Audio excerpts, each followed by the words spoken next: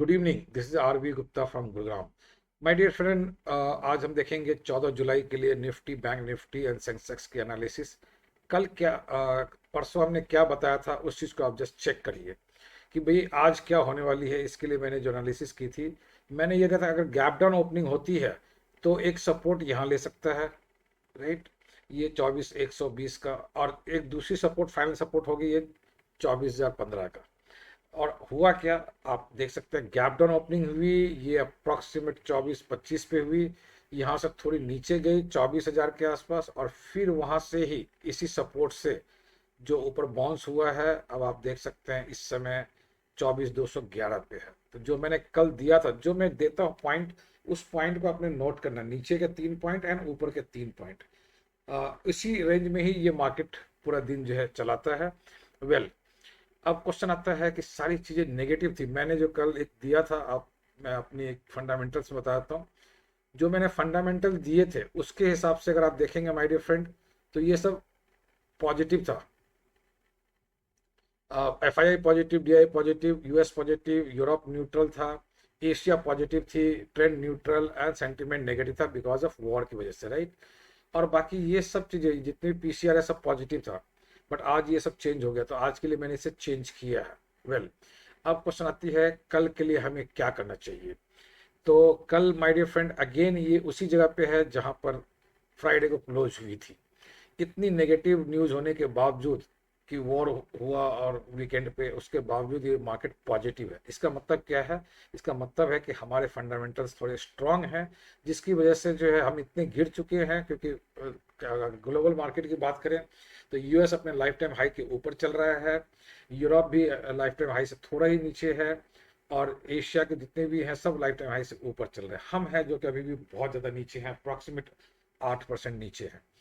तो इसलिए अब हम पॉजिटिव वे में जा रहे हैं, क्योंकि एफआईआई का पॉजिटिव होने का मतलब है डीआईआई जो पैसा मार्केट में डाल रहा है वो तो डालता ही है, बट एफआईआई जब मार्केट में पैसा डालता है तो उसका इम्पैक्ट पड़ता है। अब हम एफआईआई को देख लेते हैं। ये देखिए, एफआईआई ने पिछले एक 1 वीक से कैश में ये पैसा डाल रहा है।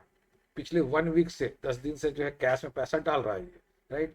और इसका मीनिंग क्या होता है? इसका मीनिंग होता है डीआईआई तो पैसा रोज का डालता है, क्योंकि इनके पास जो है जितने भी लोग म्यूचुअल फंड में पैसा देते हैं, जितने भी लोग इंश्योरेंस के लिए प्रीमियम जमा करते हैं, जितने लोग बैंक में पैसा एफडी जमा करते हैं, वो उसमें से मोस्टली पैसा जो है यहाँ आ जाता है, राइट।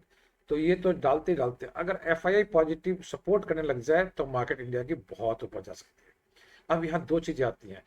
कैश में अगर अगर एफआईआई 1,000 करोड़ का बाई करता है तो इंडेक्स में हमारे 100 पॉइंट बढ़ने की संभावना रहती है। और अगर उसने 1,000 करोड़ का यहाँ बाई कर लिया तो इंडेक्स में 100 करोड़ और बढ़ जाती है।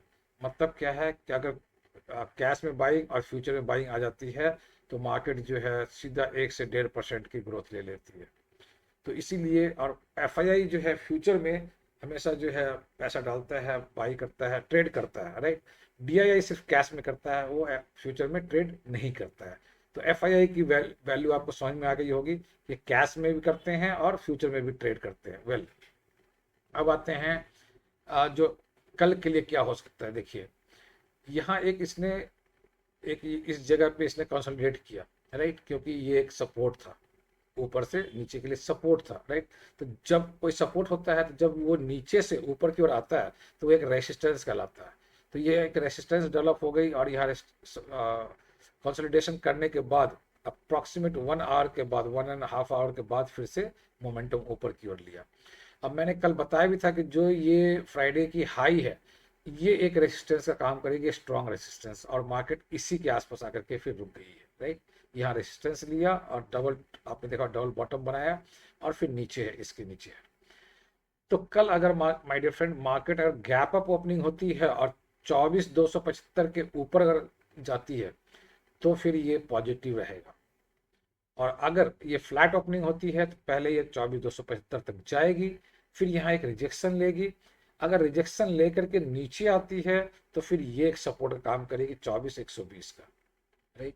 और अगर इसे ब्रेक कर देती है तो फाइनल जो टारगेट होगी हमारी 24,000 की टारगेट होगी, जो कि आज की लो है। तो यही हमारी टारगेट होगी कल के लिए, नीचे का, राइट। अगर हम ऊपर की अगर हम बात करें, ये अगर फ्लैट ओपनिंग होती है तो first of all it will touch to 24,275। यहाँ एक प्राइस एक्शन बनाएगी, थोड़ा नीचे आएगी 50 पॉइंट, और उसके बाद ये फिर मोमेंटम के साथ ऊपर जाएगी। जब ऊपर अगर जाती है तो इसकी जो एक नेक्स्ट रेजिस्टेंस बनेगी वो बनेगी 24,350। क्यों? क्योंकि यहाँ जो है एक गैप था, इस गैप को ये फिल करेगी, और गैप जो होता है जब कभी फिल होता है तो एक स्ट्रॉन्ग रेजिस्टेंस का काम करता है, राइट। तो 24,350, और अगर मार्केट बहुत मोमेंटम रहा तो फिर ये 24,415 ये मैक्सिमम होगी कल के लिए, राइट। तो आपने कल के लिए नीचे का भी लेवल देख लिया और ऊपर का भी लेवल देख लिया, राइट। अब देखते हैं बैंक निफ्टी में क्या हुआ। बैंक निफ्टी निफ्टी से थोड़ा ज़्यादा स्ट्रांग दिख रही है, बुलिश है। और अगर हम बात करें तो बैंक निफ्टी का जो मैंने बताया था कि एक तो यहाँ सपोर्ट होगी और एक सपोर्ट यहाँ होगी, फाइनल सपोर्ट हमने ये दिया था पर यहाँ नहीं आई, और ये जो सपोर्ट था इसी सपोर्ट के पास इसने वापस बाउंस बैक किया है, राइट। और एक सपोर्ट हमने यहाँ दिया था। तो इस तरह से जो हमने नीचे का 3 लेवल दिए थे, 57,800, और दिया था हमने 57,500, 600, और उसके बाद 57,325। अब कल के लिए क्या होगा, एग्जैक्टली उसी जगह पे है जहां इसने फ्राइडे को क्लोजिंग की थी। तो अगेन सेम होगा। एक तो हमारे लिए 57,800 जो है ये एक नीचे का सपोर्ट बनेगा, और अगर इस सपोर्ट अगर गैप डाउन ओपनिंग हो जाती है, सपोर्ट के नीचे आ जाती है, तो फिर ये जो आज की लो है ये बनेगी 57,480 के आसपास, 490। तो ये एक बनेगी आज की, और फाइनली जो होगी वो होगी हमारी 57,325। ये फाइनल होगा कल के लिए नीचे के लिए। अब अगर हम ऊपर की देखते हैं, कल गैप अप ओपनिंग होती है, और अगर ये 58,350 के ऊपर गैप अप ओपनिंग हो जाती है तो सबसे पहले एक रेजिस्टेंस लेगा, वो होगा 58,580 का। 58,580 के पास एक प्राइस एक्शन बनाएगी, या तो यहाँ से फिर वो नीचे की तरफ आएगी, और नीचे आती है तो फिर नेगेटिव डायरेक्शन में आ सकती है। अगर उसने 58,000 के नीचे आ जाती है तो नेगेटिव डायरेक्शन में आ जाएगी। जब तक 58,000 के ऊपर है ये पॉजिटिव वे में रहेगा। और अगर ऊपर के लिए कल देखें तो फाइनल जो डेस्टिनेशन है हमारी टारगेट होगी वो होगी 59,000। इससे ज़्यादा कल नहीं जा सकता है, राइट। तो ऊपर आपने मार्क करनी है 59,000, देन 58,600, और एक मार्क करनी है 58,350।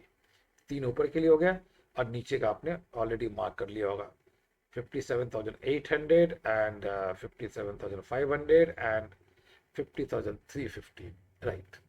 सेंसेक्स में देखते हैं सेंसेक्स में क्या होगा। तो माय डियर फ्रेंड, सेंसेक्स में अगर हम देखें तो थोड़ा पॉजिटिव है, निफ्टी की तरह ही है।